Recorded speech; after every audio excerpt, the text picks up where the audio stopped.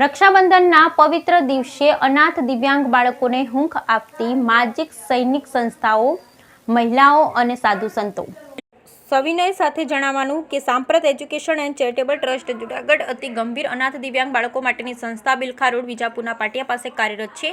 સંસ્થામાં 86 બાળકો 24 કલાક નિવાસ કરે, જેમાં 7 બાળકો 6 વર્ષથી નાના, જેમને ઘોડિયામાં રાખેલ. આ દિવ્યાંગ બાળકોને સમાજ પણ સ્વીકારવા તૈયાર નથી, તેવા બાળકોને CWCના આદેશથી સંસ્થા રાખેલ છે. રક્ષાબંધનના પવિત્ર તહેવાર નિમિત્તે સંસ્થામાં નિવાસ કરતા દિવ્યાંગ અનાથ બાળકોને ભક્ત કવિ નરસિંહ મહેતા યુનિવર્સિટીના સમાજશાસ્ત્ર ભવનના વિદ્યાર્થી બહેનો તથા ભારત વિકાસ પરિષદ જૂનાગઢ શાખાના બહેનો, સમસ્ત સિંધી સમાજ, ચાલિયા સાહેબ ધર્મોત્સવ, જૂનાગઢ જનસેવા મહિલા મંડળના બહેનો તેમજ રામ સેતુ સેવા સખી મંડળ વગેરે બહેનો તેમજ સંસ્થાના પ્રમુખ શ્રી મહેન્દ્રભાઈ પરમાર પરિવાર સાથે આવી બાળકોને રાખડીઓ બાંધી બાળકોને હૂંફ અને પ્રેમ પૂરો પાડેલ. આ તકે જૂનાગઢ યુનિવર્સિટી સમાજશાસ્ત્ર ભવનના પ્રો ડોક્ટર ઝાલા સાહેબ, ડોક્ટર પરાગ દેવાણી સાહેબ, સિંધી સમાજના અગ્રણી શ્રી રાજુભાઈ બજાજ, ભારત વિકાસ પરિષદના ભાવિશાબેન વાસણ તેમજ સ્વામી મંદિરના ઋષિકેશ દાસ સ્વામી રક્ષાબંધનના આખો દિવસ રક્ષાબંધનની ઉજવણી કરી, જે બદલ સંસ્થાના પ્રમુખ શ્રી મહેન્દ્રભાઈ પરમારે આવેલ તમામ મહેમાનો આભાર વ્યક્ત કરેલ. સંસ્થામાં પધારી બાળકોને હૂંફ અને પ્રેમ આપવા જણાવેલ. Bureau report Bhimjibhai Bajkutar, Gir Somnath. Samprat education charitable trust Mahendrabhai Parmar. રક્ષાબંધનના પવિત્ર દિવસે સમગ્ર જૂનાગઢમાંથી લગભગ 6 સંસ્થાઓ દ્વારા આપણા જે અનાથ દિવ્યાંગ બાળકો છે તેમને રાખડી બાંધી અને ઉત્સવ કરવામાં આવેલો. આપણા જે દિવ્યાંગ બાળકો છે સામાજિક રીતે કોઈ નથી એવું માનવામાં આવે છે. CWCના ઓર્ડરથી તમામ બાળકો આવે છે. એમાં આપ જોઈ શકો છો કે 6 બાળકો તો એકદમ ઘોડિયામાં સૂવે છે, પથારી વર્ષે, જે 6 વર્ષથી નાના છે.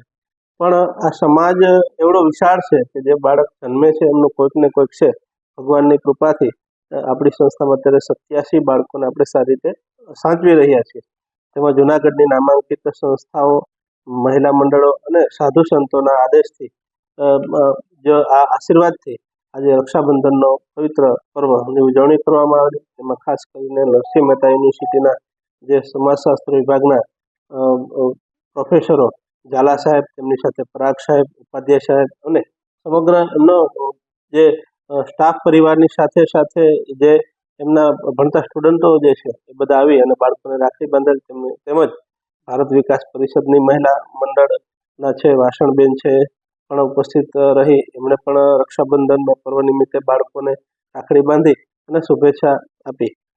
તેમની સાથે સાથે મારો પરિવાર પણ, મારી દીકરી એ પણ આ દિવ્યાંગ બાળકોને રાખડી બાંધી. દર વર્ષે અમે જે બધા તહેવારો અહીંયા ઉજવીએ છીએ એના ભાગરૂપે બાળકો અનાથ નથી, આપ બધા એમની સાથે છીએ એવો એક અહેસાસથી સામાજિક રીતે સારું વાતાવરણ ઊભું થાય અને બાળકો પણ પોતે ઈચ્છતા હોય, જે સમજે છે એમને ખ્યાલ આવે.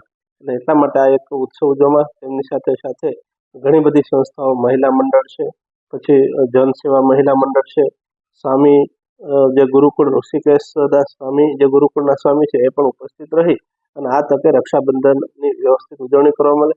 તેમની સાથે સાંજે સત્સંગ પણ રાખવામાં આવે, જેમાં ઝૂલેલાલ સિંધી સમાજના રાજુભાઈ બજાજ દ્વારા પણ આ એક વિશેષ કાર્યક્રમ રાખી અને સિંધી સમાજના સંપૂર્ણ જૂનાગઢ જિલ્લાના જે સિંધી સમાજના લોકો છે તે પણ ઉપસ્થિત રહી બાળકોને હર્ષ ઉલ્લાસ સાથે એક સાંસ્કૃતિક કાર્યક્રમ પણ રાખવામાં આવેલ.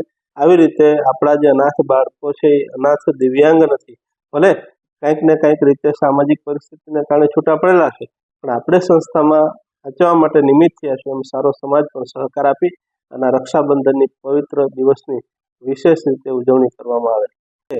જૂનાગઢના તમામ જે નરસિંહ મહેતા યુનિવર્સિટી છે, સિંધી સમાજ, પછી ઋષિકેશ સ્વામી તેમજ તેમના જે બધા સાધુ સંતો છે, તેમની સાથે સાથે ભારત વિકાસ પરિષદ અને જનસેવા મહિલા મંડળ, રામ સેતુ સેવા સખી મંડળ, આમ અનેક સંસ્થાઓ અને મહિલા મંડળોનો હું આ તકે ખૂબ ખૂબ આભાર માનું છું.